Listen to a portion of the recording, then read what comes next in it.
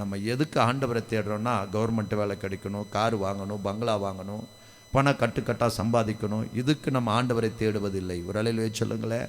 அல்லேலூயா. இதுக்கு நம்ம ஆண்டவரை தேடுறதில்லை. எதுக்கு ஆண்டவரை தேடுறோம்? இந்த பூமியில் கிருபையாய் வாழ்வதற்கு. அல்லேலூயா. நமக்கு கொடுக்கிற, நமக்கு கிடைக்கிற கொஞ்சமாக இருந்தாலும் சரிங்களா. இன்றைக்கு பாருங்கள், நம்ம ஜீவனோடு இருக்கிறோம், பல காரியங்களை யோசிக்கிறோம். அதை செய்யலாம், அங்கே போகலாம், இங்கே போகலாம், இதை செய்யலாம், இதை சம்பாதிக்கலாம், இதை பிடிக்கலாம், அதை படிக்கலாம், இப்படியெல்லாம் நம்ம யோசிக்கிறோம். ஆனால் ஜீவன் இல்லாத மனுஷன் என்னத்தை யோசிப்பான்? எதையுமே என்ன செய்ய முடியாதுங்க, யோசிக்க முடியாது. அதனாலே கர்த்தர் அவர் நமக்கு ஜீவனை கொடுத்ததே பெரிய ஒரு ஆசீர்வாதம். அல்லேலூயா.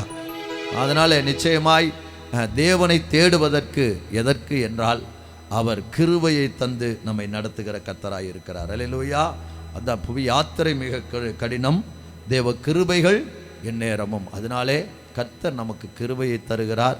அந்த கிருபை தான் நம்ம என்ன செய்கிறதுங்க, வாழ வைக்கிறது. அப்போ அந்த உலகம் அதை அதிர்ஷ்டம் என்று சொல்லுகிறது. ஆனால் நாம் அதிர்ஷ்டம் என்று சொல்லுவதில்லை, நாம் கிருபை என்று சொல்லுகிறோம். அல்லேலூயா.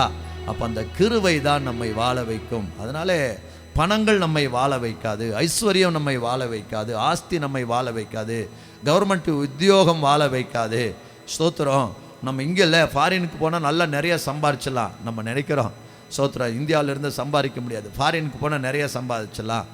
ஒருவேளை ஃபாரினில் போய் நிறையா சம்பாதிச்சு அங்கே போய் மூளை பிளட்டு கிளாட் ஆச்சுன்னு என்ன செய்ய? சரிங்களா. கோமாவுக்கு போனால் என்ன செய்ய?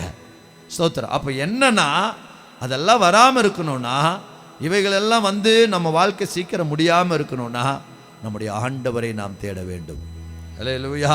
கர்த்தரை நாம் தேட வேண்டும். கர்த்தரை நாம் தேடினால் நிச்சயம் கர்த்தர் நமக்கு இந்த பூமிக்கு உரிய எல்லா ஐஸ்வர்யங்களை தருவார். அல்லேலூயா.